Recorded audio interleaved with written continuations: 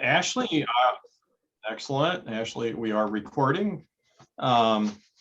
So good afternoon, everyone. I'm Gary Harbison. I'm the Executive Director of the Missouri Coalition for Oral Health. MCOH is a nonprofit dedicated to improving Missouri oral health, and we are best described as a statewide network of oral health advocates. We raise awareness, engage with community members, advocate for policy change and system improvement, and work together to increase health equity. Please follow us on Facebook, Twitter, and LinkedIn, and through our website. Welcome to the second of three pre-conference webinars for the 2022 Missouri Oral Health Policy Conference. We do hope all of you can attend the conference coming up on March 3rd and 4th. But we wanted to do the pre-conference sessions a little differently this year, so we went to a webinar format. You can find information on the conference on our website, and it is being held in person. We're not going to do the traditional Capitol visits in person this year, though, out of an abundance of caution. The conference environment will be fairly well controlled, and to be honest with you, we can't say the same thing for the Capitol building. There's many more people coming and going, some of whom do not necessarily want to follow social distancing advice. But I want to thank you all for being here. Please feel free to type your questions through Zoom. Because of the number of participants, you are being muted as you enter, but we encourage you to share your video if you feel so inclined, especially when we get to questions later on.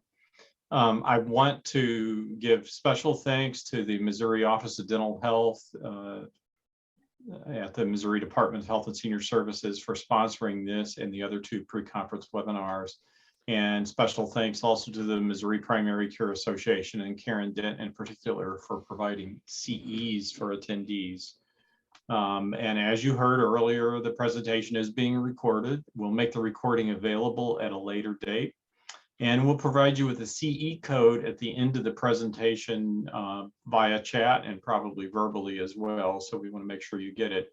There will be a survey link placed in chat as well as being emailed to registrants. We cannot offer CE, however, for just watching the recording. That is only for folks who are here live. So with that, I want to introduce Dr. John Dane. He recently retired from the position of Missouri State Dental Director, but continues to remain active in oral health policy and to work to improve public oral health. He was previously the dental director for Truman Medical Center, Lakewood in Kansas City, Missouri, for the Independence Missouri School-based dental program and for the Missouri Elks Mobile Dental Program. Dr. Dane was an associate professor for the University of Missouri, Kansas City School of Dentistry from 1977 to 2002. For almost 10 years, Dr. Dane was the chief dental consultant for Slope Ridge Geriatric Center in Kansas City, and he has been a staff member at John Knox Village Care Center in Lee's Summit, Missouri. He's taught continuing education courses and has co-authored works in community health and specialty care programs for both the American Dental Association and the Missouri Dental Association. In 2014, Dr. Dane received MDA's Distinguished Service Award in recognition of his long history of exemplary service and dedication to the dental profession and to organized dentistry. In addition to the American Dental Association, the Missouri Dental Association, and the Greater Kansas City Dental Association, Dr. Dane is a member of the American Society for Geriatric Dentistry and the Academy of Dentistry for Persons with Disabilities. Dr. Dane is a graduate of the UMKC School of Dentistry. He has also received the Oral Health Champion Award from the Missouri Coalition for Oral Health and is currently serving on the MCOH Board of Directors. So please join me in welcoming Dr. Dane. And Dr. Dane, we will turn it over to you. All right. Can you hear me? Yes. Okay, that's a good start. Well, thanks for the introduction, Gary, and thank you all for signing up to work with me today to talk about community water fluoridation. And I'm going to see if I can share my screen here. It worked a minute ago. And let's Let's make sure I've got the right one here.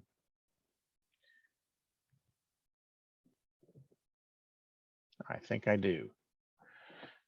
I got 2 or 3 on my computer after I've done some revisions. So I think I've got the right one. All righty, well, welcome this morning. This is called Fluoridation on Point. And like he mentioned, I'm John Dane. I'm a dentist here in Missouri. I've been the state dental director for 5 years, and I recently retired a little over a year ago, which I realized that just the other day.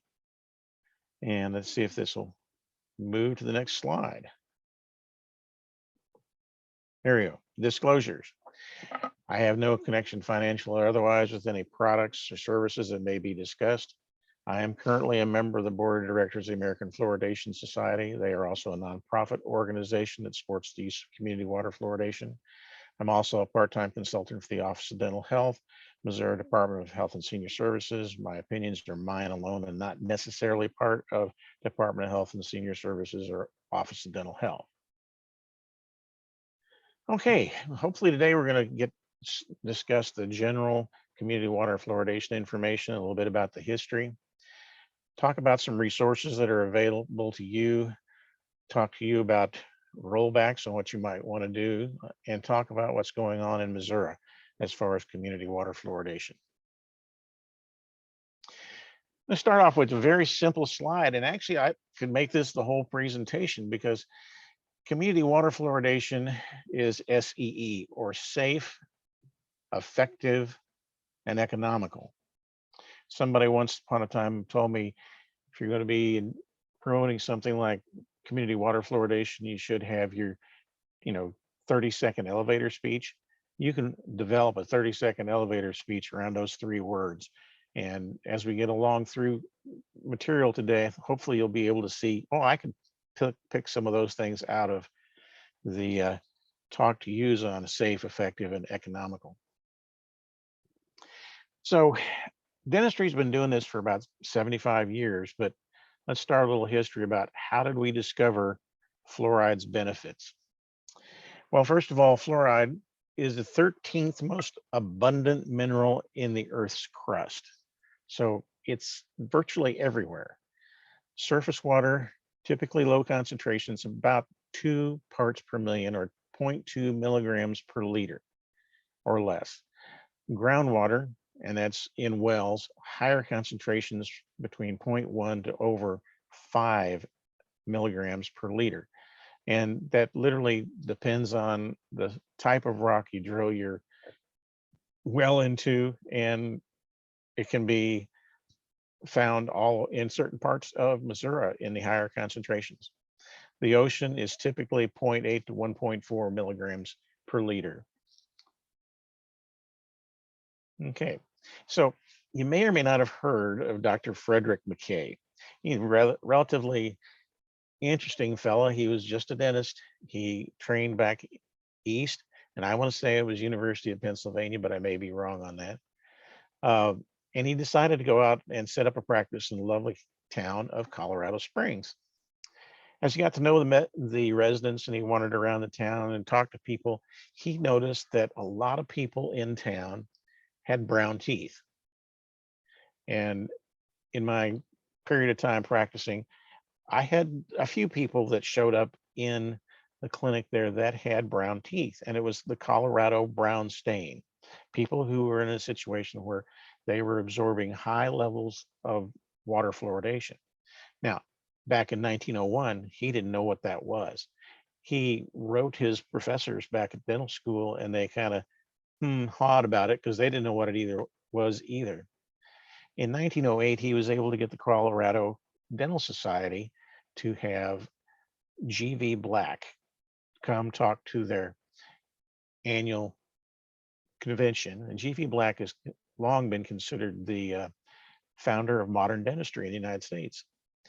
Got G.V. Black interested in it. G.V. Black actually took some of his own times to come out and wandered around with Dr. McKay to come up with some feelings on it and trying to figure out what actually was causing this.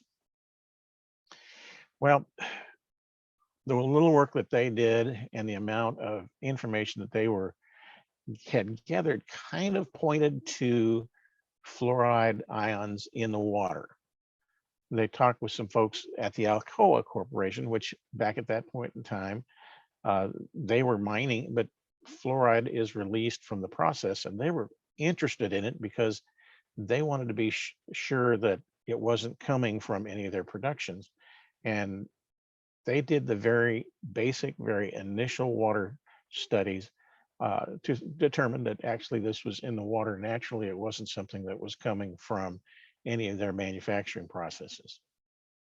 So this took a long time, and by our standards, it wasn't until 1931 when H. Trenley Dean, who worked for the National Institute of Health, was tasked with the research project to determine what fluoride was actually doing. So he began the study in 1931, and he improved the technology of the assay for just determining the fluoridation level in water. And he created this index. Now, I don't know how well you can see that index, but it's the classic index that's used to refer to the effectiveness of fluoride in water. As you see, the Carey's rate, it starts in the upper here, it's called DMFT, and how it declines as the presence of fluoride increases. And there happens to be kind of a sweet spot there, the 0.05 parts per million of fluoride in the water supply. And from that point on, as the percentage of fluoride increases, the DMFT, or the amount of decay in teeth in the population, continues to drop. So that's how it was the start right there.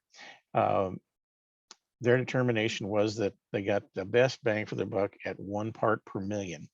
And that's where they continued to study it, and they launched a field investigation in what's been known as the 21 Cities study.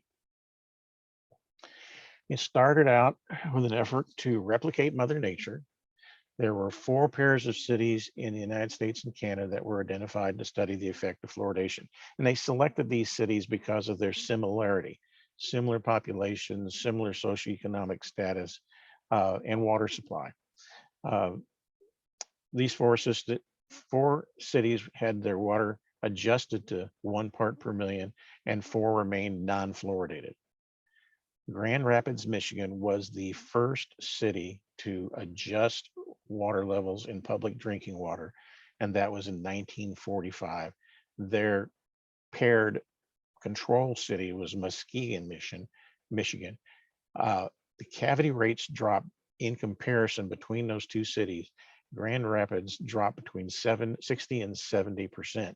And it was significant to note that in the second year of the study, Muskegon petitioned to have fluoride put in their water supply. So as a result of that study, it showed that Mother Nature's effects can be replicated. You see the little symbol there on the right side. That's the 75 years of community water fluoridation between the 1945 and 2020. And so this is a very, very interesting situation, because this work and what's happened since then, the Centers of Disease Control and Prevention named water fluoridation one of 10 great public health achievements in the 20th century. These aren't ranked in order of importance. They're just 10. There's vaccination, motor vehicle safety, safer workplaces, control of infectious disease, decline in deaths from coronary heart disease and stroke, healthier mothers and babies, recognition of tobacco as a health hazard, and community water fluoridation is the 10th. So the fluoridation study in 1945 began. They set their level at 1 part per million based on the 30 years of research, which demonstrated this to be the optimal level for cavity reduction with minimal level of dental fluorosis. So the United States Public Health Service decided that they were going to provide an adjustable scale to water operators when they talk about fluoridating. Uh, this has been a bit of a point of controversy over the years, but it was based on this map that you see on the left side there. The warmest areas being down in southern Texas and southern Florida, it was felt that because in warmer climates people would drink more water, that they didn't have to have the full 1%. And if you look way up there in the top of Michigan, top of Minnesota, North Dakota, they even went as high as 1.2 parts per million. Again, the reverse being that in colder climates, people would tend to drink less water. Well, that has changed in the period of time since 1962. Public Health Service, again, studied water intake habits of children and adults across the nation. And that today there are alternative sources or additional sources of fluoride from food, beverages, toothpaste, etc. So that they might, children, especially children, might be getting more than what the optimal level was. So they set the level at a lower level, optimal level for maximum cavity protection of 25% reduction at 0.7 parts per million. And the pictures over here on the left talk about fluorosis. We'll get to fluorosis a little bit later on in the talk here. So water fluoridation, what it is, how it works, and why it matters. Community water fluoridation is the adjustment of the naturally occurring fluoride concentration in the water supply to a level known to reduce tooth decay and promote good oral health. And why adjustment is because almost entirely 100% of the water coming through your pipes, if it's not adjusted, already has some fluoride in it. So we have to adjust it to that proper level. Now, if for some reason they've got a well in that water district that's producing a high concentration of fluoride, then the water from that well gets mixed with other wells that may not have that high concentration in order to come up with a 0.7 parts per million. So this is what water systems in Missouri look like. The gold ones are the ones that adjust the fluoride. And you can see they're scattered pretty much all over the state.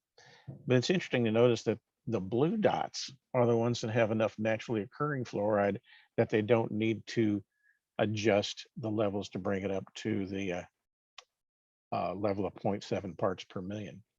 And if I was a geologist and knew all about the way the rock strata is in the state of Missouri, I might be able to tell you why that horseshoe shape is there, but I'm sure it has to do with something to do with the rock strata under the dirt level, and that's where we're getting the water from wells, and those wells have to be in the right spot. One other little thing to mention about here, we know that not everybody in the state of Missouri drinks water from a public water supply. There's a lot of households and small groups that drink water from their own private wells. Those wells are hardly ever tested for fluoride levels, and we have no way of knowing what their fluoridation level is. And so that's why all of our statistics are based on public water supplies. So how it works, both topical and systemic. When we first started talking about fluoride back in the 50s and 60s, we were talking about mostly because we felt that the fluoride was being absorbed into the systems of children, and that was being processed and deposited into the tooth enamel while the teeth were being developed. And this would create something known as fluorohydroxyapatite. And that compound is what makes up the enamel surface of your teeth. And if it's fluoroapatite, that is more resistant to acid destruction. Of course, acid is created by plaque, which causes cavities. So that was considered that was the gold standard, and that's why we were very interested in having it, be there for the children. Uh, as research has shown over the years, the secondary part of this, which is the um, fact that while this fluoride is absorbed, it is also being excreted by the saliva glands, and so that your saliva actually has fluoride in it.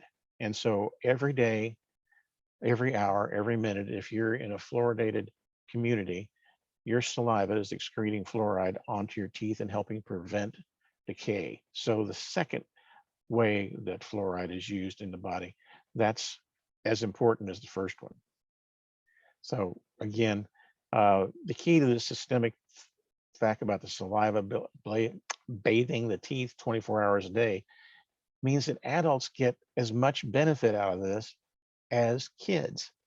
And so it's not just for children, it is for everybody. In adults, the fluoride is important because adults experience something called dry mouth. Uh, as you get older, and I'll raise my hand here, you can have medications that cause dry mouth. Now, if you're taking blood pressure medicine or you're taking a water pill, those are two ones that come to mind first when you start talking about medication. But there's a long list of about 30 medications that help contribute to dry mouth or xerostomia. Aging issues, as we get older, our salivary glands just naturally produce a little less saliva each year. If you're unfortunate enough to have had head and neck cancer and you get radiation in the area of your oral cavity, that radiation causes sclerosis or fibrosis of your salivary glands and you lose your ability to make saliva.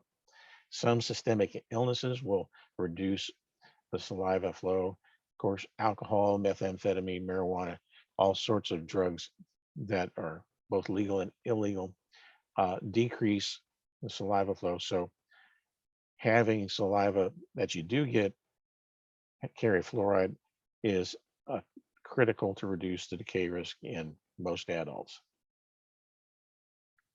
So the key here is that it reaches everyone, regardless of age, income level, race, ethnicity, education level, or access to dental care. Community water fluoridation is going to reduce your cavity rate by 25%. Are there alternatives to community water fluoridation? I mean, we do have a lot of things that have happened in the last 75 years to help improve our level of prevention, but the answer is no. The gold standard for prevention of caries in adults and kids is community water fluoridation. It's the proverbial magic bullet. Fluoride toothpaste, while it is effective, is only one part of the 4 pieces of good preventive services to help reduce cavities by at least 80%. So toothpaste is not a replacement, but it is an adjunct, and you do want to have fluoridated toothpaste and fluoridated water. Fluoridated supplements are something that pediatricians and some dentists will prescribe for kids who are not on a public water system and they don't have fluoride in their water. And it does have a positive effect. Compliance is totally dependent on the parents because you're giving it to young children trying to get the fluoride in their system to develop the fluor appetite. So while the compliance is there, they're not an end all and be all. It's just kind of a weak way to help improve these kids' situation. Topical fluoride treatments, yes, they work, but you have to bring, at least in the state of Missouri, your kid has to be seen by a trained individual, a hygienist or a dentist, in order to get this painted on their teeth.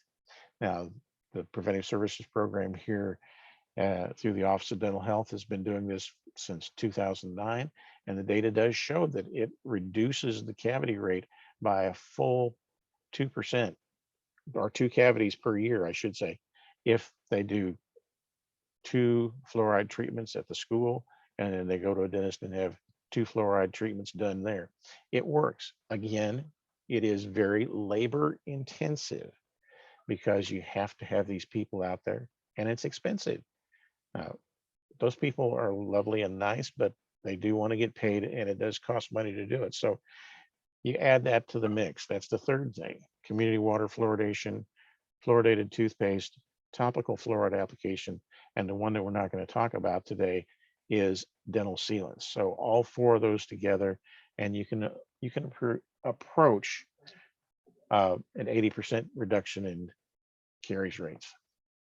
But no alternative works as well or is as cost effective as community water fluoridation. So the Mayo Clinic calls oral health the window to your overall health. And, in my experience, this is true. When you see a person who's having systemic illness and systemic problems, it's not unusual to find that their mouth is a mess too. And can you cure the systemic problems by taking care of the teeth? Probably not, but the reverse is more than likely to be true. Are we getting any questions, Gary, that we should stop and ask? So far, no, but All right. good reminder for folks. If you have questions, pop them into chat. Okay. Health benefits. Well, you don't think of this very often, but dental cavities or tooth decay is the most common chronic disease for children and teens, even more significant than asthma. We have kids that miss school because they have a toothache, they have difficulties concentrating, etc. It's significantly more common, like it says here, than asthma, obesity, and diabetes in kids. It is infectious and transmissible.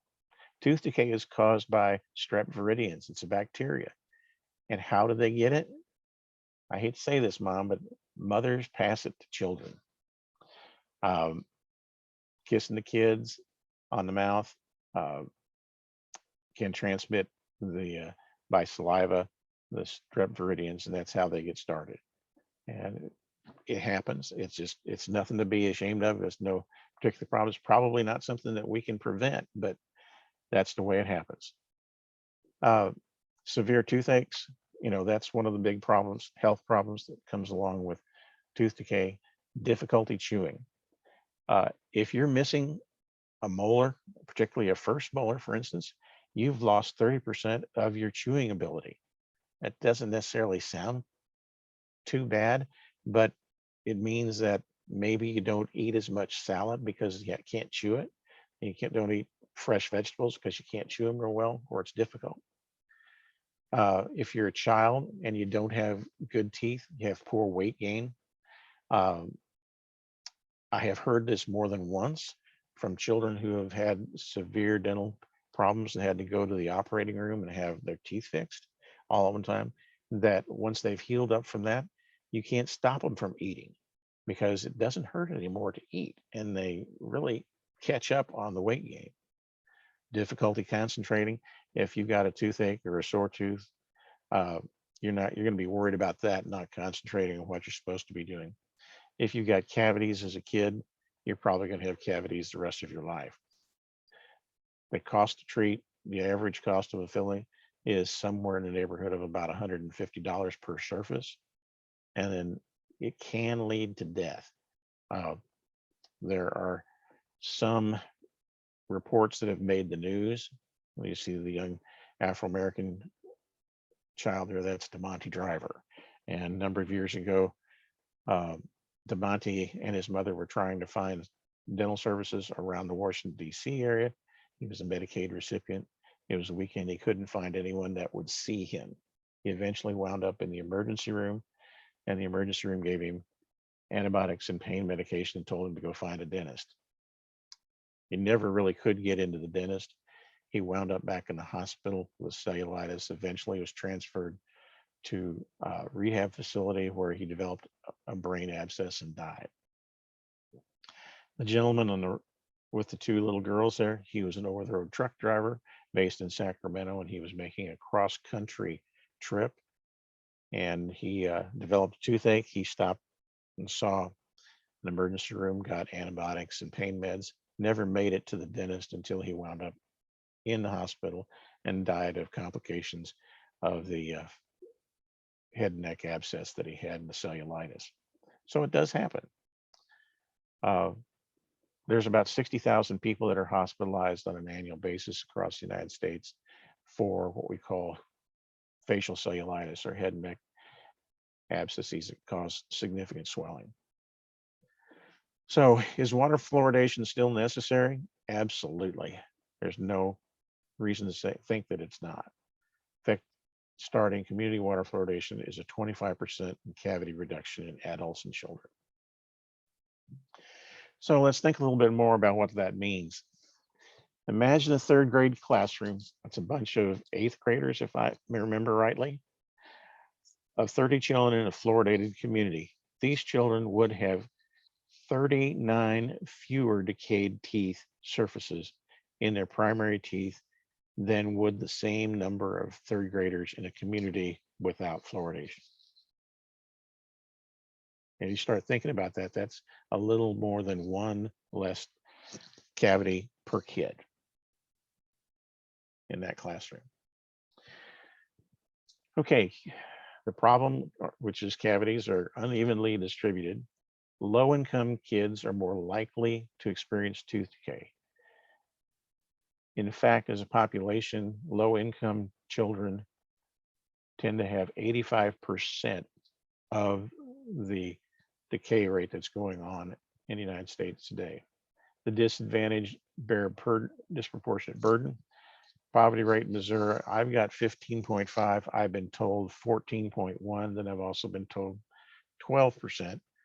That's nearly, if it's 1 out of 5 people, if it's 15.5, but it's perhaps a little bit more than that. But there's a significant chunk of the population that falls into this definition of poverty. And those are the folks that get most of the problems here.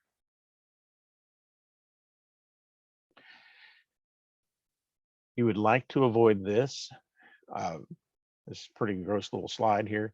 Apologize for that. But this is a kid that has something that we call nursing bottle syndrome or early caries syndrome.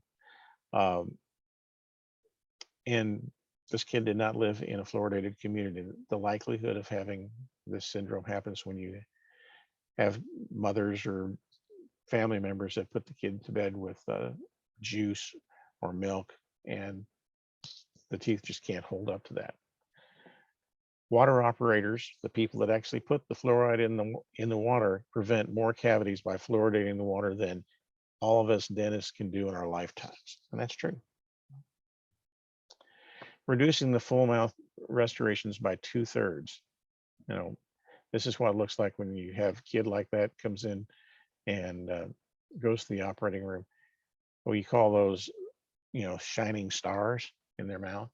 But you can see that, it's certainly not attractive, but that gets the job done so the kid's out of pain.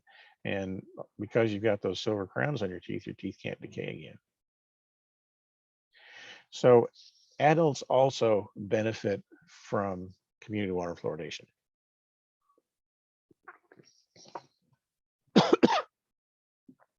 So this is kind of a lifetime benefit of community water fluoridation here. There's a study that was done in Brazil in 2016 where they looked at the adult population and they stratified them in 2 groups. One is the ones that live most of their lives without community water fluoridation, and they averaged 17.9 decayed teeth.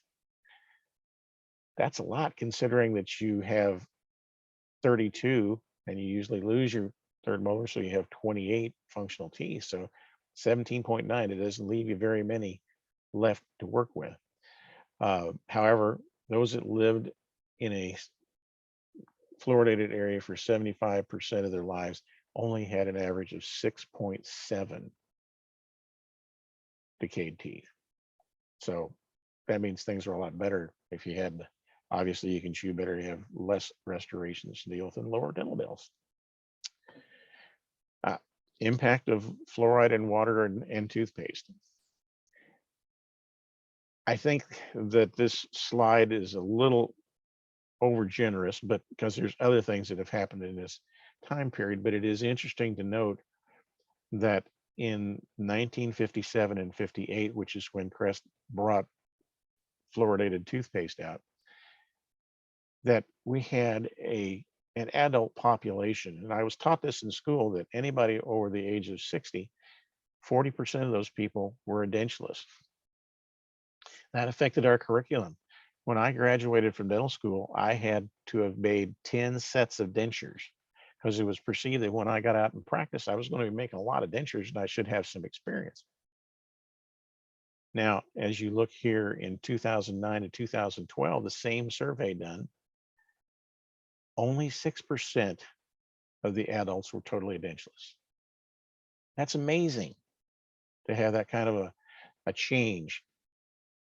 Is it all entirely due to fluoride water and fluoridated toothpaste?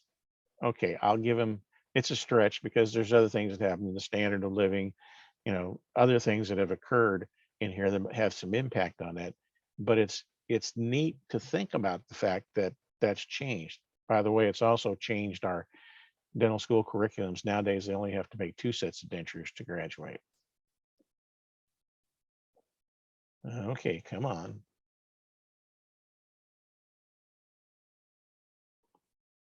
Okay. All righty. Study of older adults in England being exposed to fluoridated water was associated with having more natural teeth later in life.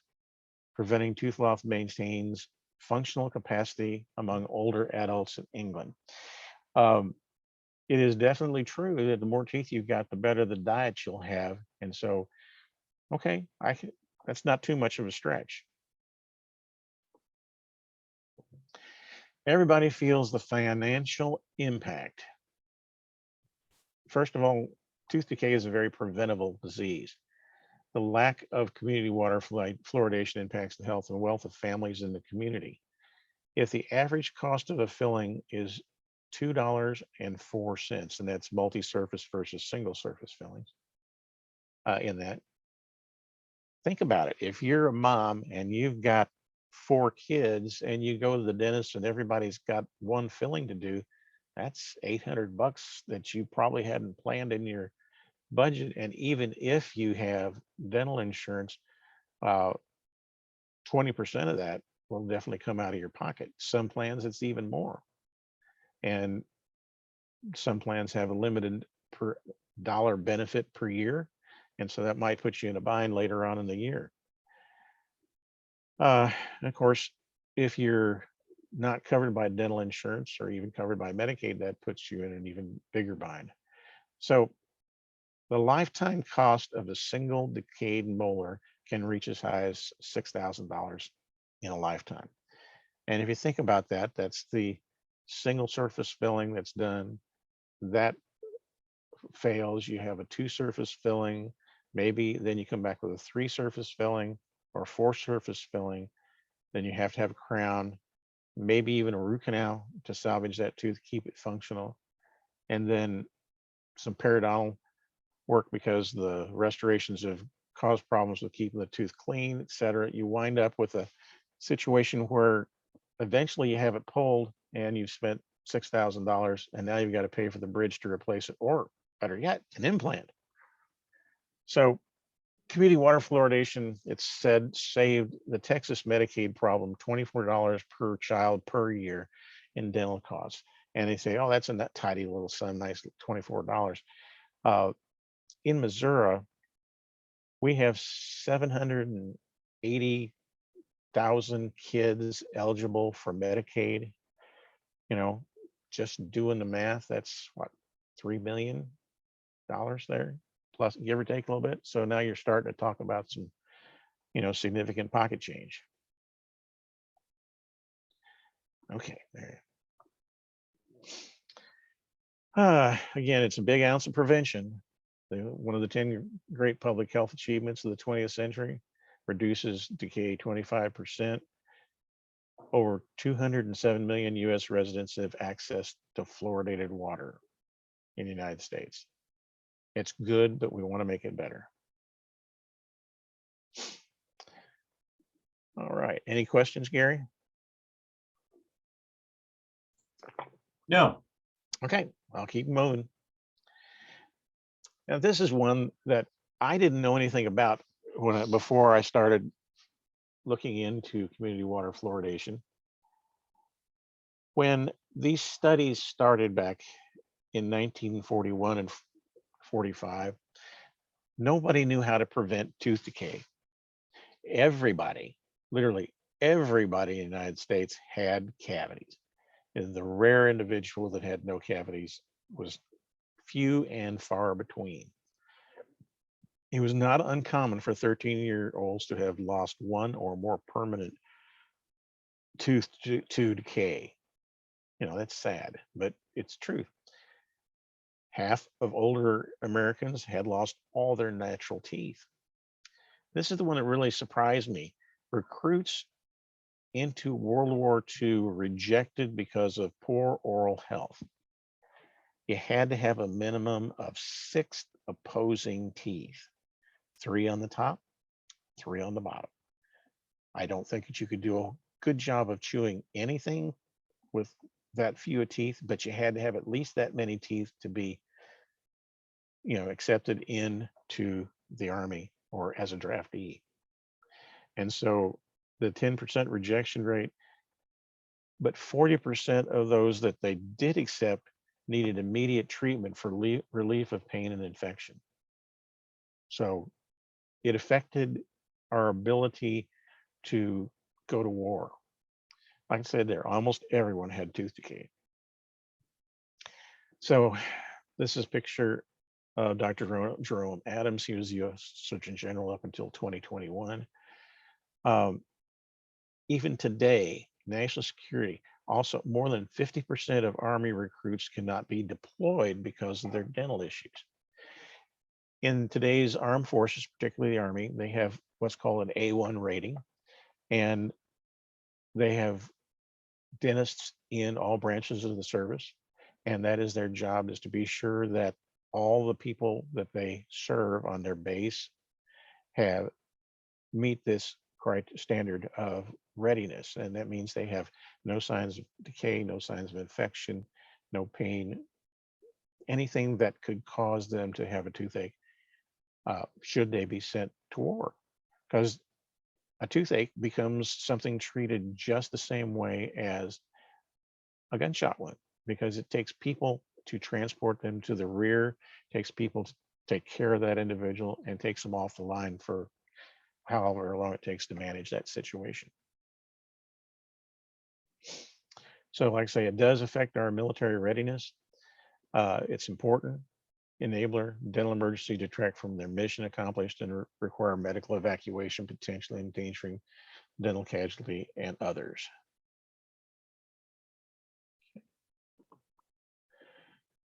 Providing optimally fluoridated water is a proven way to reduce that amount of dental disease, improves and sustains the military readiness and in the health of the military personnel. So therefore, in 2011, all military bases in the United States or foreign that have a certain number of people in their area have to have fluoridated water. I want to say it's 2,000 people, but I may be wrong on that. So there's a strong consensus of support across the professions. As you can see, here's a short list of the organizations that back community water fluoridation. The full list is much longer than this. It's over 100 professional organizations that back community water fluoridation. So now we've spent a little time giving you some history, some general information about the good that it does and why it's important. So what happens when they turn it off? Because it does happen.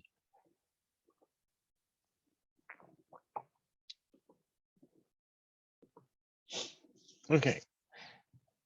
Major cavity increases after the cessation. Juneau, Alaska, dental disease in preschool kids increased, requiring an average of 1 additional dental procedure per child per year. Calgary, Canada, cavity rates among children skyrocketed 146% in 3 years. And Windsor, Canada, cavity rates increased 51% in a 5-year period. Here's a little more in depth on that. Alaska, capital city Juneau, big city, stopped adding fluoride to its drinking water in 2007. Researchers carried out a study to examine the Medicaid dental claims to explore the impact of that cessation. And Medicaid records are a pretty good way to measure that because you've got definite data of a particular population group, kids that are, poverty stricken, and they were able to show that there were more visits to have cavities taken care of. The average low-income child needed 1 additional procedure per year. So by age 3, that meant 1 more cavity than what they would have had otherwise. By age 4, that's 2 more cavities. And by age 5, that's at least 3 more cavities that they would have had. So what does that mean? Okay, imagine you've got a class of 20 kids, same Head Start classroom. When they reach kindergarten, these 20 kids will have 20 more cavities than if they had fluoride. By 1st grade, these kids will have 40 more cavities than they started. And by 2nd grade, they would have 80 more cavities than before. Every one of those cavities represents a trip to the dentist. Maybe not 80 trips to the dentist, but certainly enough trips to restore 60 more cavities. So that's time away from the classroom, time away for the families to get the children to the dentist. Mom has to take an afternoon off, dad has to take an afternoon off, whatever, to transport these kids. And if you're in a situation where you don't have good public transportation, that puts another additional hardship on the family. 3 studies have been published examining decay trends in 2nd grade children in 2 Canadian cities, Calgary and Edmonton. 2011, Calgary has ceased fluoridation, and Edmonton remained fluoridated throughout the period of the study. And there's a picture of the 2 cities in Alberta, and they're actually relatively close to the same population and similar socioeconomic status. When both cities offered water fluoridation, Edmonton was a little worse off than Calgary as far as the kids were concerned. That was back in 2004 and 2005. So moving ahead here, Calgary was continuing to track its cavity rate, and they were still below what Edmonton had last done. And then Calgary ends fluoridation in 2011. Continue to have a similar rise, but notice how Calgary's catching up to Edmonton. And then, oops, Calgary continues to get better, and Calgary continues to get more cavities, up to 65%. Edmonton it drops a little bit back down to 55%. So, that's a pretty good indicator that the fluoride effects were lost.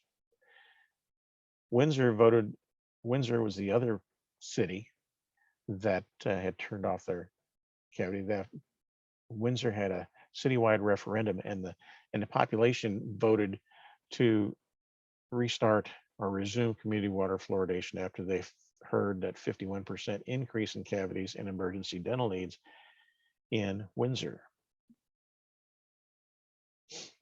And that was a little news story about this. Council voted 8-3 to resume fluoridating water in 2019, which is pretty spectacular because they had voted it out in 2011. In Calgary, after they learned about the significant increase, there's a public outcry there, and the city council voted 13-2 to return to fluoride to the tap water. So once the information was out there and the population heard, they were more than willing to tell their city leaders to turn it back on.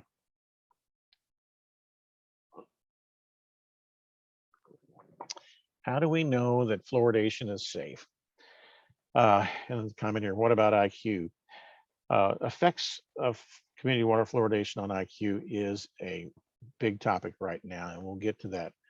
But there have been numerous reviews over a period of time going back into the last century that talks about the safety of community water fluoridation, and not just in the United States, but in foreign countries as well. So it's got a good reputation amongst the learned population that makes policies.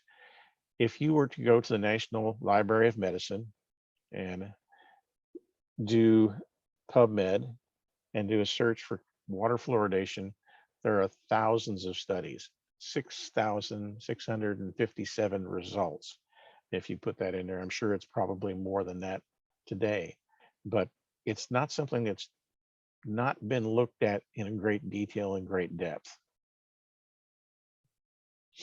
So there have been studies of pregnant women and the effects on the IQ of their offspring. There was a study done in Mexico that was published in 2016.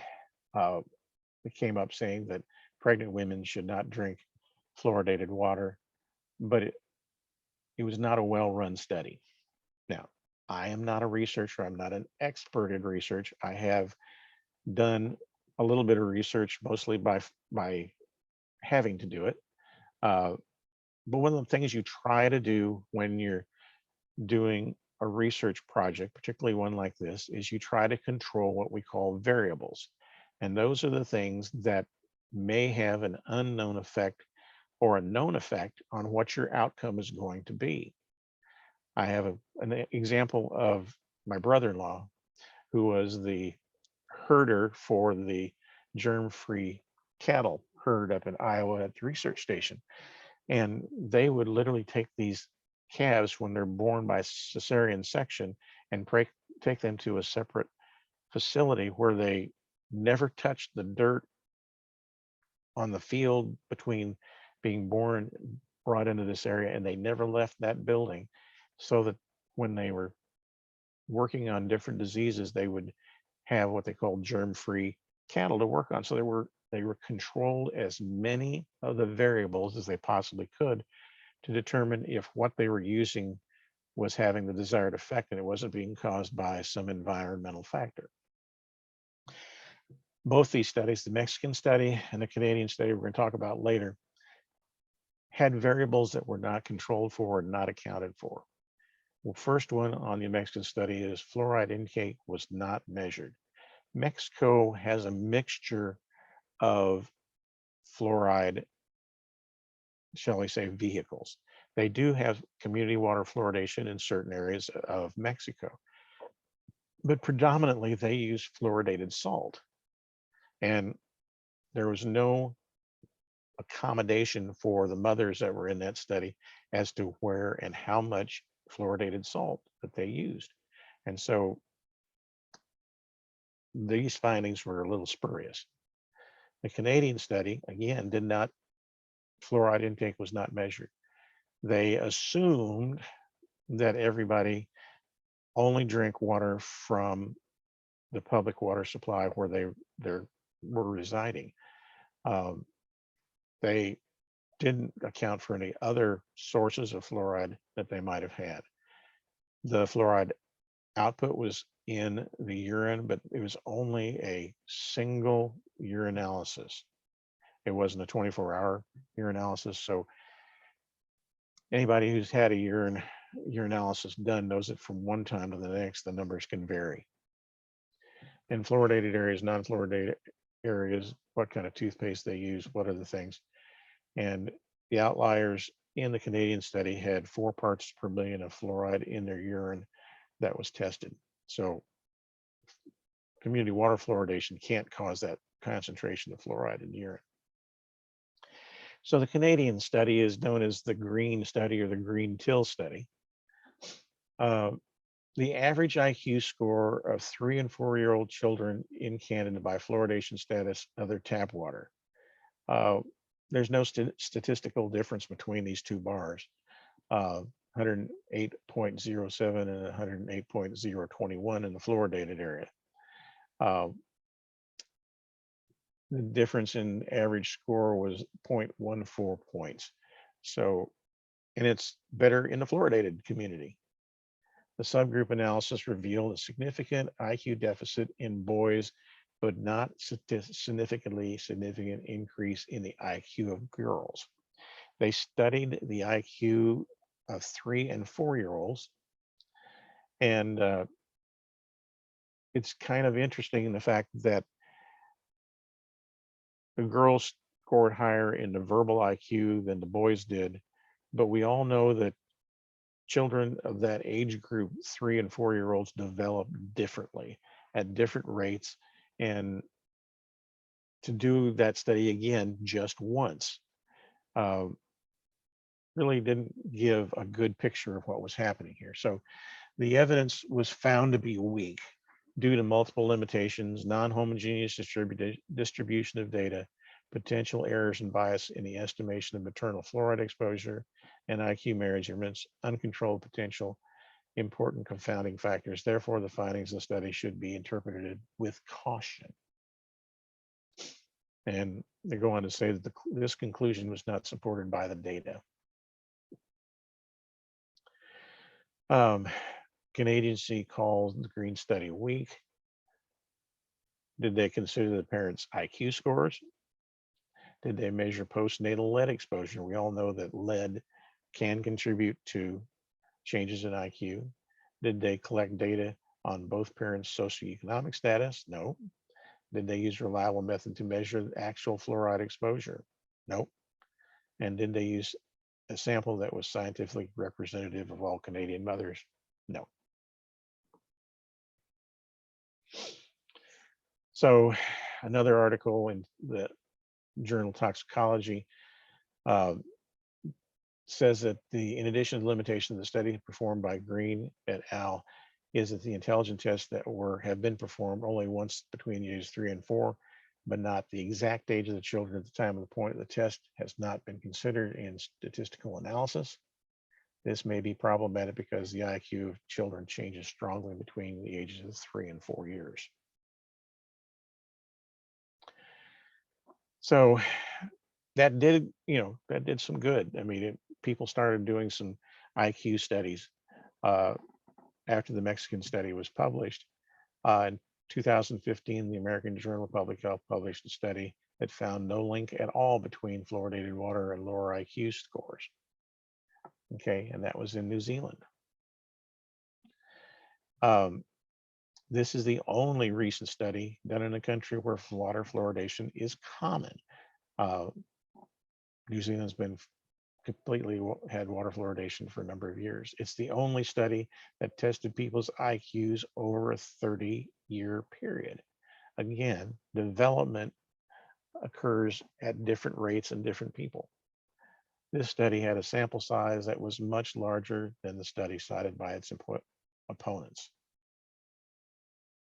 Swedish study found 0 effects on cognitive ability from drinking water with optimal fluoridation. They had 81,000 subjects. The size of your population that you study obviously gives your results more weight than a smaller study. The National Toxicology Program did a quote systematic review of fluoride exposure and neurodevelopmental cognitive health effects revised in 2020. The National Toxicology Program report about fluoride did not find a relationship between neurotoxicity scores and fluoride at the level that is used for water fluoridation. NTP only found an association with levels above 1.5 parts per million, which is over twice that of fluoridated water. Even though the conclusion has not been reviewed by the National Academy of Science, Engineering, and Medicine, This is important because the previous NTP report was heavily criticized by national academies because of the quality of the research and analysis that it based on. It was interesting because the NTP report used a lot of Chinese studies and other foreign studies that were not well done and did not rely on studies that were done in the United States to make their point. The NASEM committee strongly recommends that the NTP improve the revised monograph by seriously considering the suggestions that are provided in this letter report to improve its clarity and transparency. The monograph falls short of providing a clear and convincing argument that supports its assessment. In other words, the articles that you used were not good quality. The NTPs should make it clear that the monograph cannot be used to draw any conclusions regarding low exposure concentrations, including those typically associated with drinking water fluoridation. Again, it's the level that we use. And back when the Mexican study came out, the American College of OBGYN tweeted out their support for community water fluoridation, and they had that online, and it's still online, that they find no reason why pregnant women can't drink fluoridated water. So again, there's a strong consensus of support across all these agencies, all these organizations to support community water fluoridation in any situation. So again, the experts. It's the clear way to the science that these organizations have gone through and looked at, and panels have to come up with the conclusion. So community water fluoridation, again, is effective, safe, it saves money, approximately $32 per year in dental costs, and prevention that benefits everyone and is recommended by most respected health and medical organizations. It's a big ounce of prevention, reduces decay by 25% over a lifetime, and protection beyond what is offered by fluoridated toothpaste and other methods. Why do a small group of people oppose community water fluoridation? The short answer is, I don't know. The only thing I can think of is that maybe it's because they don't believe what the authorities tell them on other things. So community water fluoridation must be something else. The opposition has been there since the early 1950s. Somewhere I had a slide, and I couldn't find it to include it here, of a booth that was in the Missouri Health Association convention back in 1952, and it had all the effects of fluoride. And it's funny because even though there has been research to refute it, they still make the same claims today. So long list of claims. I won't go through all of them here, because the ADA shouldn't be used says it shouldn't be used in infant formula, and that's wrong. That has changed since there was a point in time when the ADA advised that the parents consider not using it, and never came out and said don't use it. There's been some new guidelines published which says there are circumstances to use it. It causes ADHD, it causes Alzheimer's. Is a conspiracy. The phosphate fertilizer industry is disposing of its hazardous waste. Not true. Cavities have fallen in the nation, so must not matter. No, it shows that it works. That's why you continue it. Some people are allergic. Nobody's been found allergic to it.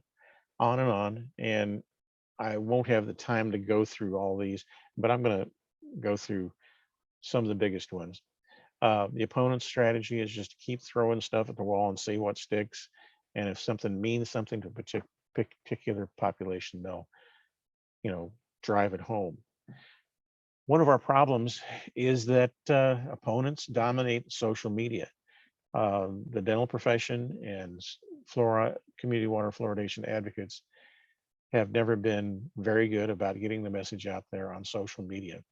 On Facebook, at least 88% of the fluoridated content featured anti-fluoridation messages. On Twitter, it was 64%. On Instagram, it was 63%. This was back in a study done in 2016. And so I'm sure it hasn't gotten a whole lot different today. The problem, and this is me, this is most of us, we don't, understanding the research, particularly the important research, is hard. I picked up the Green and Till study, and you look at the front page, there's an abstract, and it comes out and says, significance of the 3 to 4 year old IQ deficit. You open it up, and you have to be somebody that studies this on a long-term basis to know about all the testing that they did and how they did it, to know if they did it right. You're kind of stuck with, well, I guess they must have done it right because it was published in the JMA, Journal of American Medical Association Pediatrics. But you don't know this, and you need to rely on the experts. There's a study done that showed that 6 in 10 adults have low to moderate knowledge of science. Sure. We don't look at, the guy in the grocery line next to you, he doesn't look at research in depth to see if it's good. And it makes you vulnerable to trusting the voices that you hear. Now, the folks on social media, they don't do a good job of screening what's out there because they want it out there because it stirs up controversy and it gets more people on the website or on that social media site. Why? Because they charge people advertising dollars because you've got so many people on there.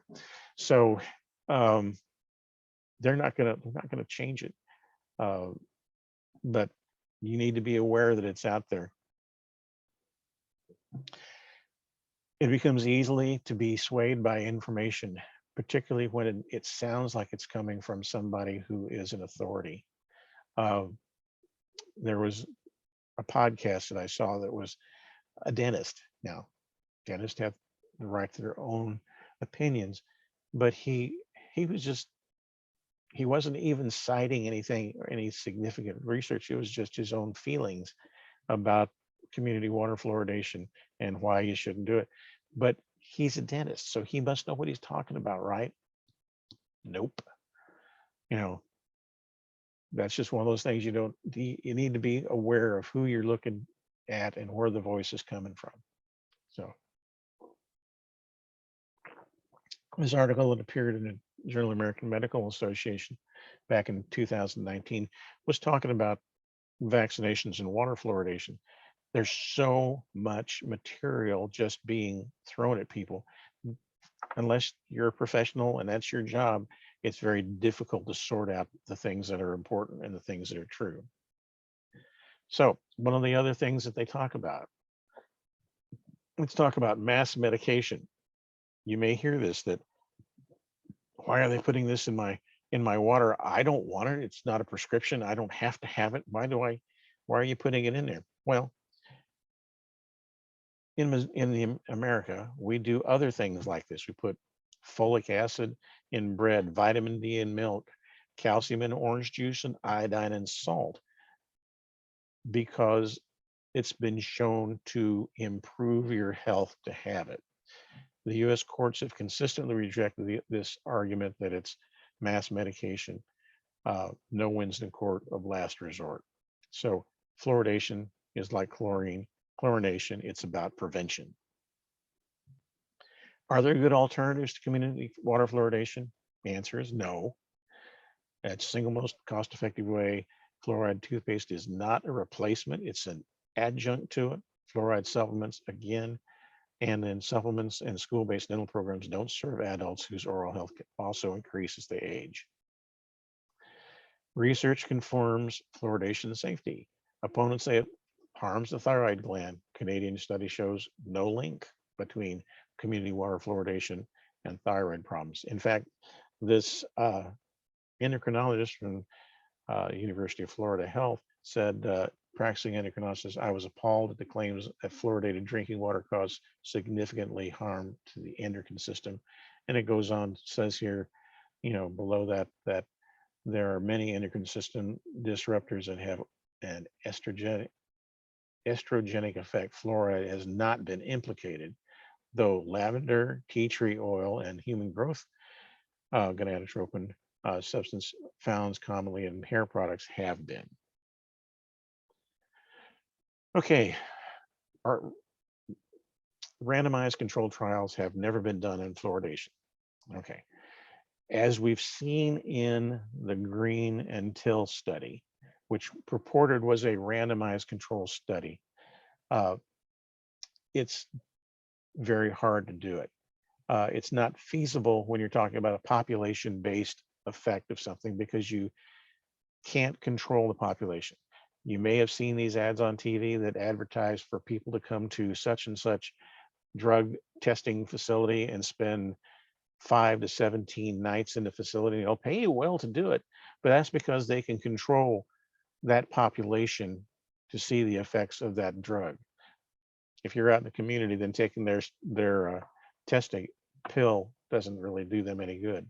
So observational studies have been done, and you do enough of them, and things like smoking and lung disease become something that you can find. Sexually transmitted infections, we know how that does because of population-based studies, and chronic alcohol use causing liver problems are observational studies based on numbers of studies that have been done over a number of years.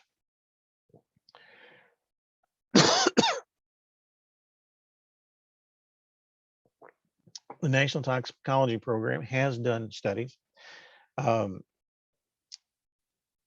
observed no exposure-related differences in motor, sensory, or learning and performance in any of the 9 tests that they conducted. Also, the thyroid hormone levels were not affected even at levels of 0, 10, or 20 parts per million of fluoride. So, yeah.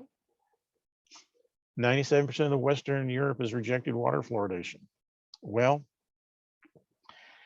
that's because not everybody uses water fluoridation to get fluoride into your body. In England, 13 million people in England, Ireland, and Spain have fluoridated water.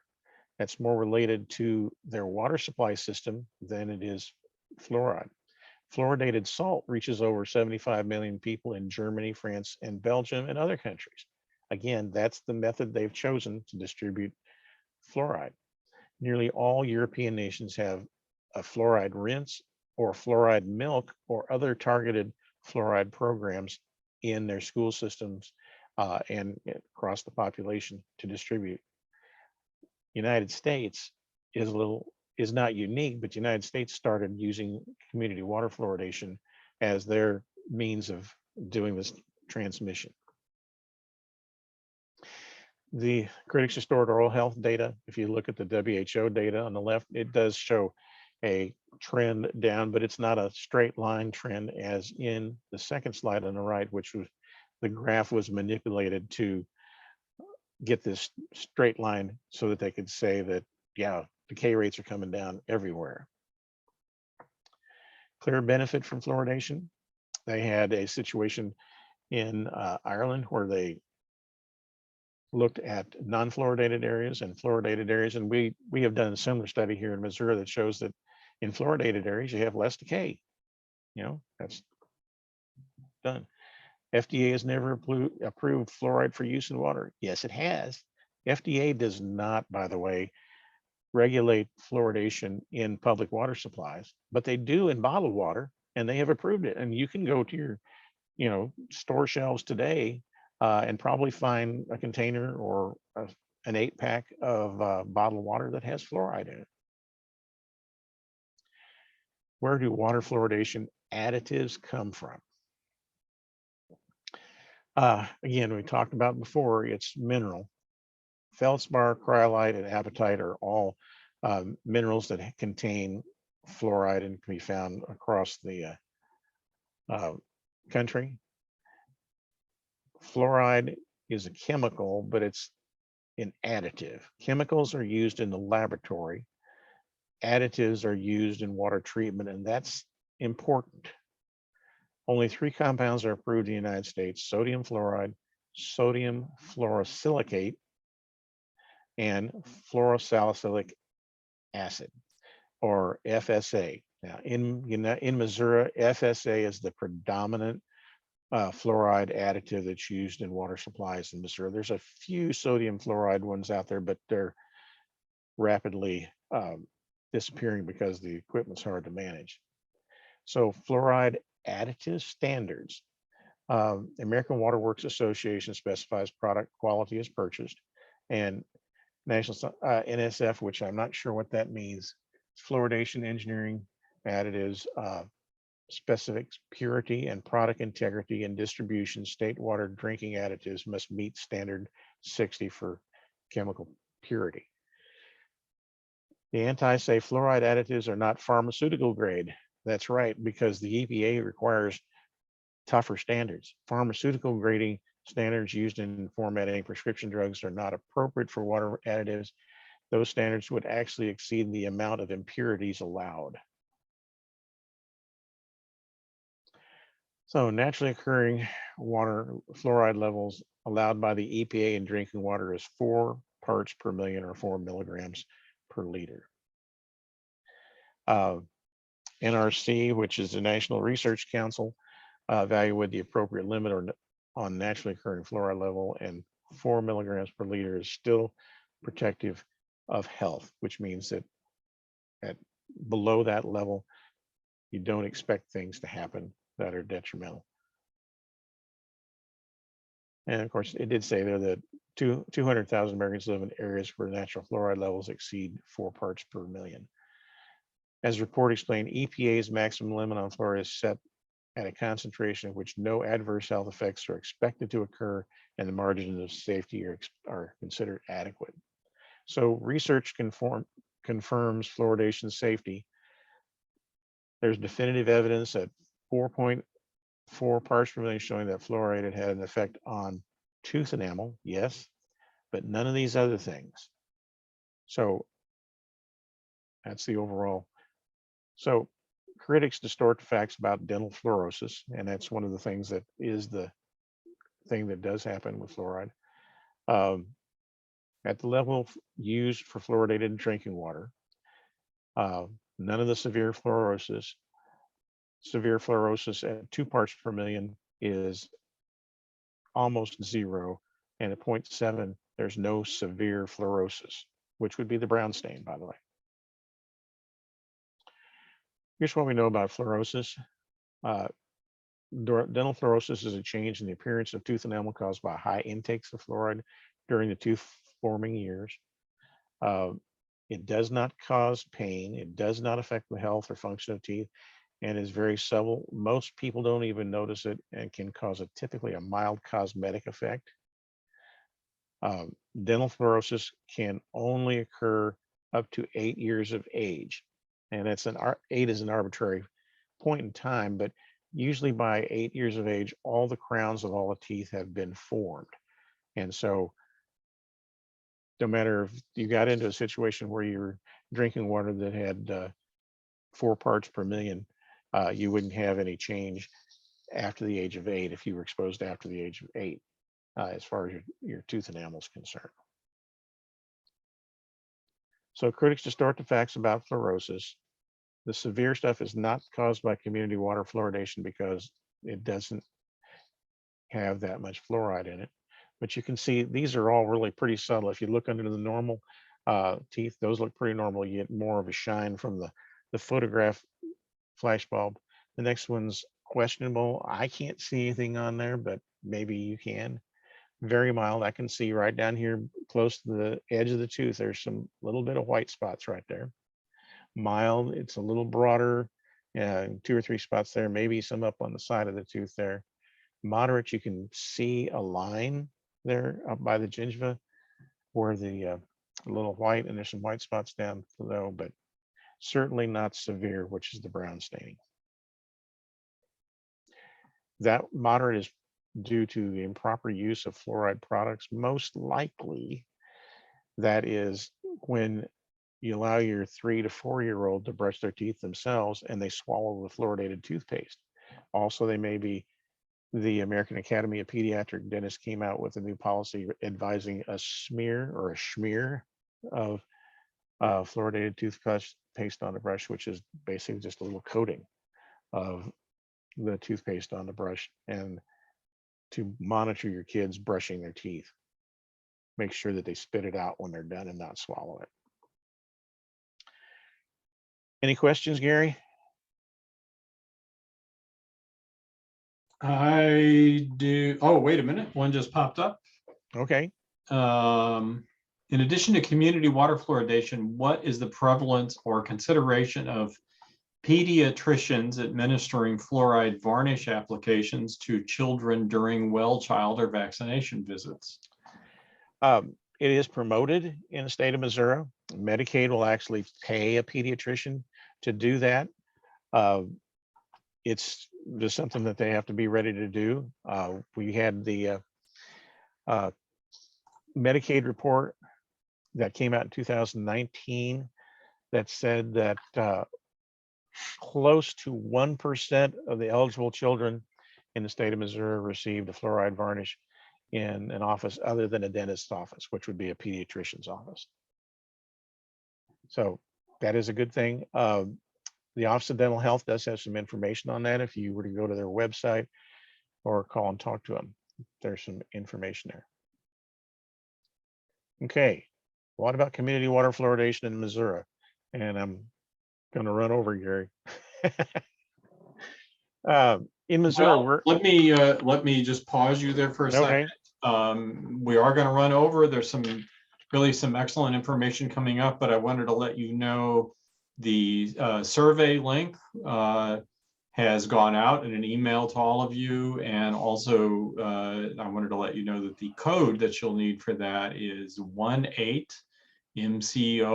I've also put that in into the chat, so you can pick that up there as well. I know some people probably won't be able to stay on an extra few minutes, but we appreciate you being here, and we're going to let Dr. Dane finish this excellent presentation up.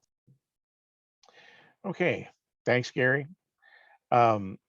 Missouri's notification statute. In 2016, when this was adopted, we were one of 3 states that had a statute that required water departments or decision makers to inform their customers that they were removing fluoridation from their system. The Missouri statute is a little different in the fact that it's if you change, that's addition of or discontinuation of community water fluoridation, you have to inform your customers 90 days before that happens. And it consists of having a document that's filed with Department of Natural Resources and Department of Health and Senior Services, and then it gives the population 90 days to consider it before that becomes a fact. And there's a lot more to it. If you go to the Department of Health and Senior Services website, there's some information on there. Okay, rollbacks. Rollbacks are the dreaded stopping of fluoride in any particular community, and we've had some big ones that have caused some problems. Houston in Texas County was one of those that, Gary and I remember that one quite well. Since 2020, however, there's been 8 cities in Missouri that have decided to stop community water fluoridation. Most have decided to keep the community water fluoridation after intervention and a little bit of Office of Dental Health funding. Reasons for stopping were the equipment is old and not working well. A lot of these communities started back in around the year 2000, a little bit before that and after, when Dr. Perkins and Dr. Young were very active in the Office of Dental Health, and they went around the state and promoted fluoridation to a lot of cities of medium to moderate size. And that's when the equipment was installed. Nothing's been done to it since. Next one was water operator safety. They didn't want their operators handling this toxic stuff. Well, water operators handle chlorine, which is by far more toxic than fluoride. But in many cases, they didn't have the necessary protective gear and had difficulties with transfer stuff. And that goes along with the spill protection. Um, some of these operators were transferring out of a large 33-gallon to a smaller container to take it to the day camp tank to mix it and things like that. Their equipment just wasn't up to what it should be. And then obviously budgetary needs, funding, the cost of the FSA, cost of equipment repair, replacements, these things, these are all very valid things that, with little education to the decision makers and some help with, from funding through grants at ODH, they were able to get some things done. One city currently, Sarcoxie, Missouri, has been thinking about a rollback, and Maryville, we found out that they weren't fluoridating, but they say they just quit just before the notification statute started and didn't tell anyone. Well, see, that was the reason why for the, notification statute, everybody should know what's going on. So the outcomes, and this is listening to what their needs are and what their actual problems are and educating decision making works. In those such circumstances where they've been able to avert shutdowns. And thank you to Delta Dental in Missouri for $150,000 over a 2-year period, and the PHHS block grant funds of nearly $250,000 has allowed ODH to fund projects in 26 counties across the state of Missouri since 2020.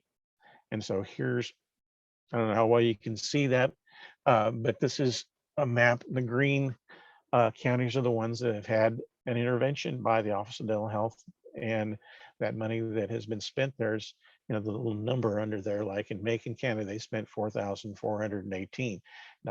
I don't know exactly what they did there. I'm sure that the Office of Dental Health could probably find out for you, but obviously some things were done to help improve the circumstances, and we didn't lose the community water fluoridation in those areas.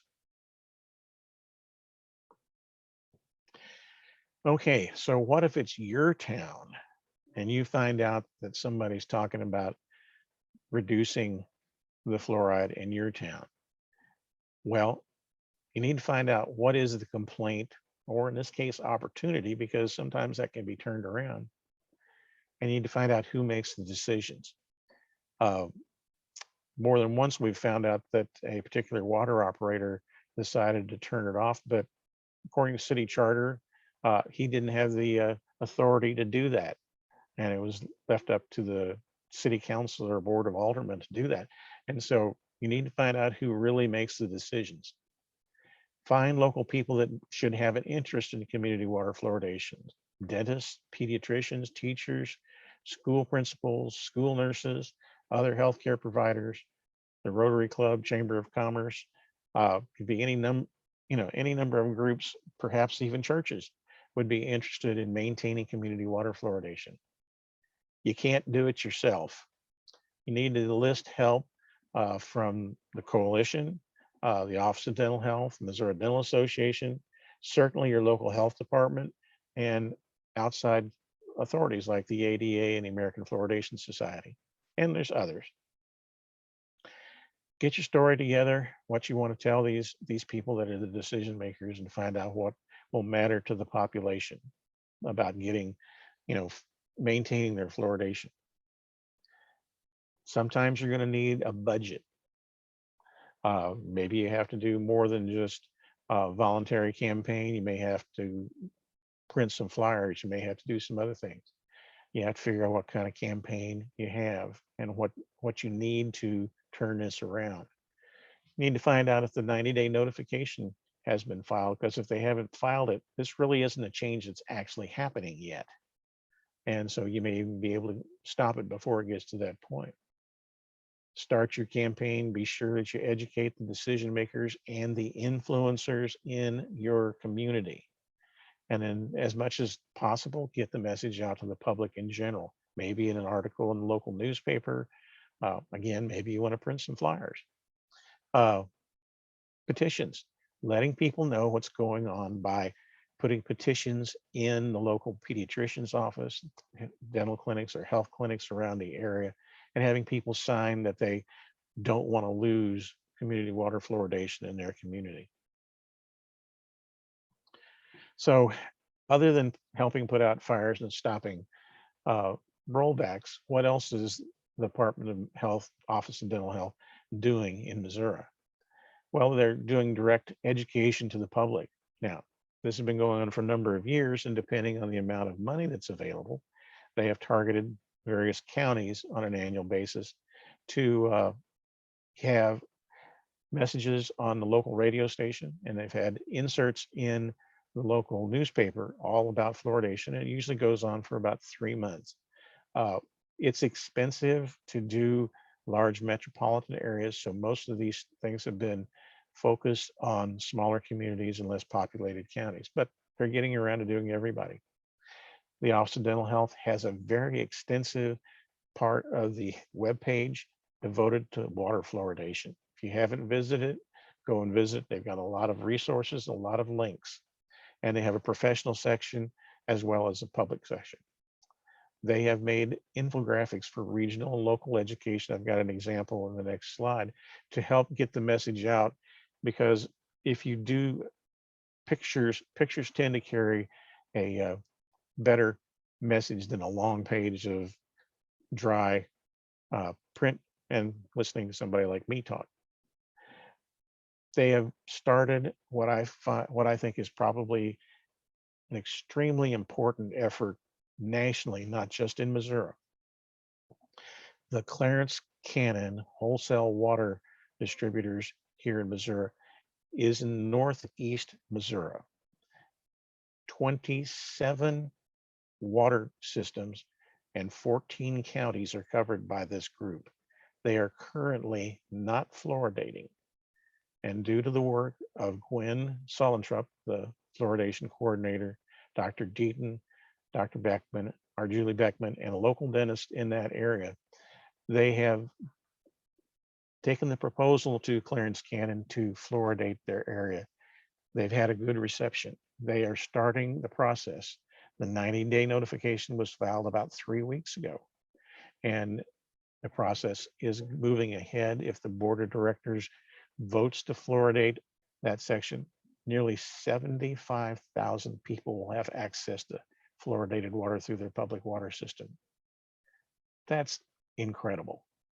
So if there's anything you can do to help, I'm sure they'll be, feel free to ask you. Again, I mentioned fluoridation coordinator Gwen Solentrup. Gwen is the frontline champion for community water fluoridation. Dr. Deaton and Julie Beckman and all the ODH staff are really devoted to community water fluoridation and have roles in various areas in as far as contacting the public and working on these things in the background. And a lot of energy goes into community water fluoridation.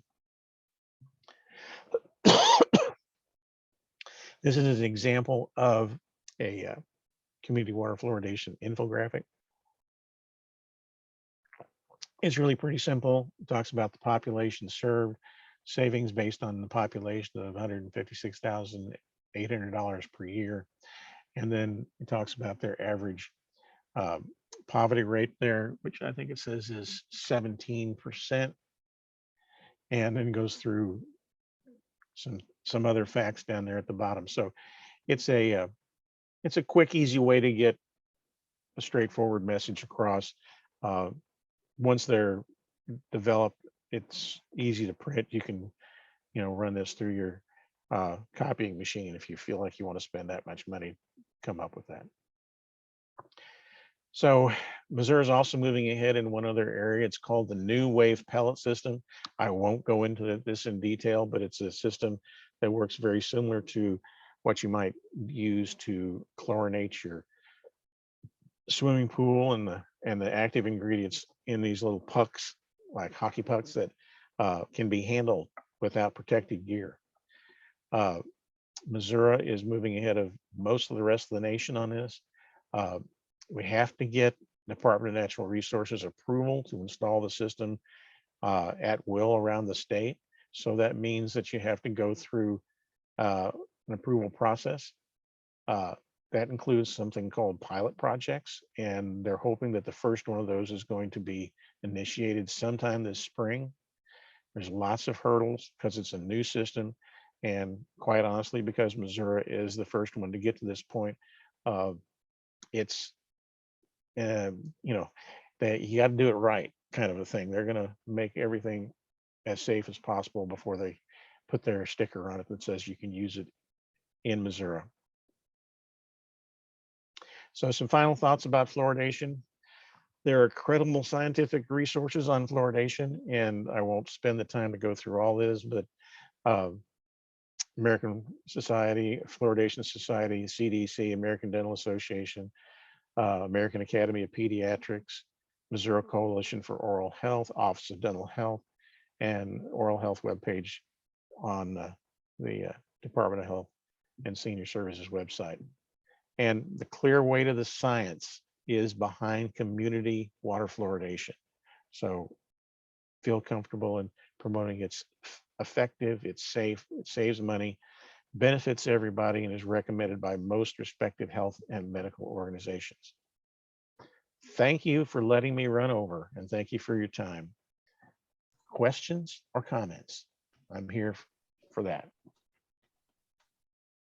So while we were all thinking about that, it looks like most people have stayed on here, by the way, Dr. Dane. We lost a couple, but I want to say thank you to Dr. Dane. And again, you should have your both your code and the survey link to complete the survey for CEUs. You're getting some thanks from people. People like your presentation, Dr. Dane. I don't know if you've got the chat open, but I don't see any questions. Any questions you want to ask? We might be able to unmute you as well if you'd rather.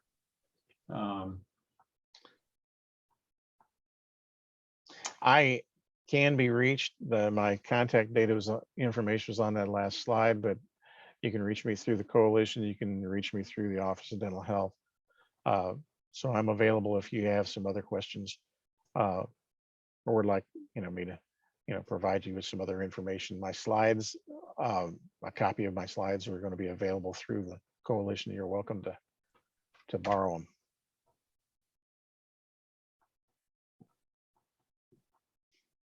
Well, that's great, and I'm not seeing anything but compliments in the chat. So no questions at this point. So I think with that, I again thank Department of Health and Senior Services, Office of Dental Health for sponsoring this, MPCA and Karen Dent for the CEUs, and especially Dr. Dane for the excellent presentation. And thank you all for being here and participating, and especially for hanging in there as we went a little bit over with this great information. Have a great afternoon. Stay warm. Don't slip on the ice if you have it there, as many of us do. And we will see you soon. There's another webinar for us next weekend, or next week, 1 week from today, and then the conference is the following week. You can find more on our website about that. Thank you all very much, and have a great weekend.